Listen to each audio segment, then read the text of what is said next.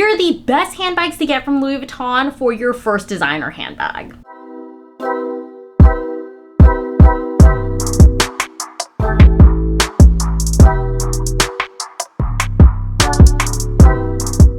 Hi guys, welcome back to my channel. My name is Celesta. We talk about all things luxury shopping and handbags. If you love those things, make sure to subscribe. Hit that bell notification. I do post videos twice a week. Okay, so if you're watching this video, you are probably in the process, you're starting to do some research about buying your first designer handbag and you're interested in Louis Vuitton. So first of all, congratulations, I'm so excited for you. I will give you a fair warning that buying your first designer handbag is just a slippery slope and it just keeps going from there. I definitely thought when I bought my first Louis Vuitton, I was like, oh, it's gonna be a one and done. I just need one. I'm gonna be content after one. And obviously, not to say that I'm not content, but there's always another bag that I want. Anywho, I feel like Louis Vuitton is a really great place to start for your first designer handbag because they have so many different styles. They have canvas, they have leather. It's reasonably priced when you're starting in the luxury space. They have so many different designs, almost to the point where like I personally feel like sometimes they don't really stick to a certain aesthetic. It's just like a lot, and they're also generally readily available compared to a brand like Chanel where every 2 months it's a new season, so you don't know what they're coming out with, you don't know what colors. It's really hard to predict what you're gonna see unless you're constantly popping into the stores or talking to the sales associates. Of course, also Chanel's at a very different price point compared to Louis Vuitton, so that's generally why I recommend Louis Vuitton as your first designer handbag. Maybe I'm biased because it was my first designer handbag brand and I consistently bought Louis Vuitton for probably the first 4 years of collecting handbags. To be fair, the first 4 years was buying one maybe once a year, so a little bit of a different situation than now, but I feel like them having so many options, it's durable, it holds its value really well, and it has consistent styles, so you don't need to go and make that impulse decision. It's really, really great for your first designer handbag. I think my first 3 Louis Vuitton bags that I purchased as my first designer bags, I thought about them for over a year before I pulled the trigger, and I think that helps eliminate a lot of impulse purchases and buyer's regret.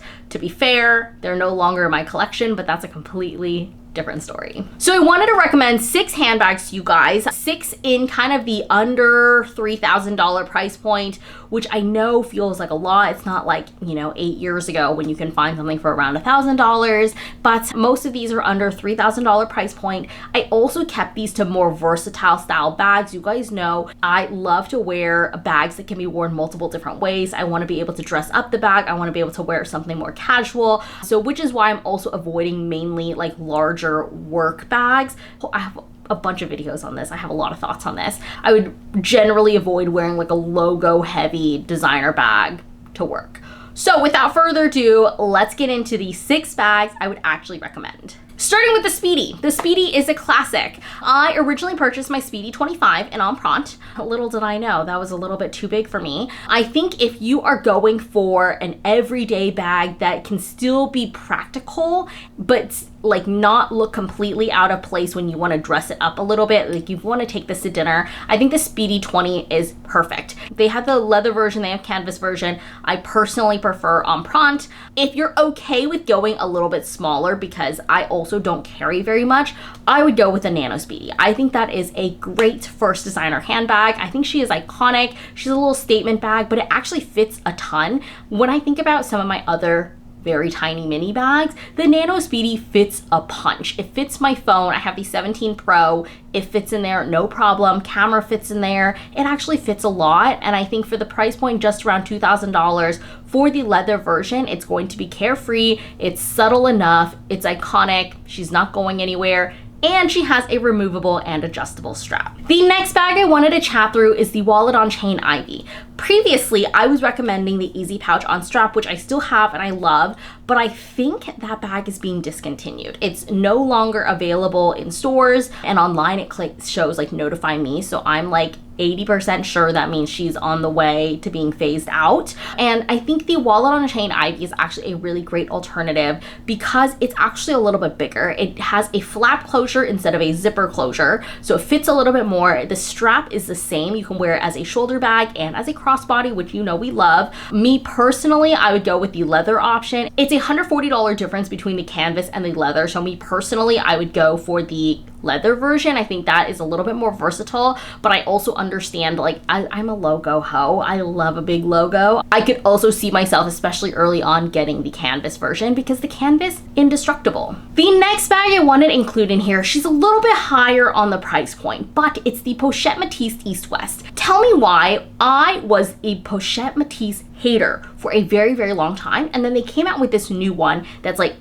new, as in a couple years ago, but it's East West style. It's a little bit smaller and I love it. I think that this makes the bag look a little bit more modern. I don't know what it is about the Pochette Metis. It just felt very old. It felt very mature. I liked that a lot of people liked it for its, like, you know, functionality, and it was very practical and you could wear it for every day, but it's definitely not a bag you can dress up. I think with this East West, especially with the leather option, you can definitely dress this up, maybe even to like a nicer dinner, depending on the color that you get. I love that you can wear this with the chain strap and wear it as a shoulder bag. It also comes a leather strap that's actually comfortable to wear day to day, and you could just wear it as a top handle. So overall, super cute. $33.50 for the leather option, so a little bit on the pricier side for your first designer handbag, but I think it's also a really great place to start. The next bag we have here, I am definitely obsessed with it. If you are looking for like the easy pouch but just a little bit bigger, I think this is a fantastic option. You can see this bag has a lot more depth than the easy pouch. It has the zipper closure. I love that it has the interwoven leather in the chain, so it's going to be maybe a little bit more comfortable to wear. It's definitely not going to feel like a very thin and dainty chain, and of course you can wear this as a shoulder bag slash crossbody. Overall, obsessed with it. I know for the bigger size, people were having issues with the zipper, I believe, but I don't know if they fixed this issue. I don't know if it's kind of a non-issue at all, but I think just purely looking at the style,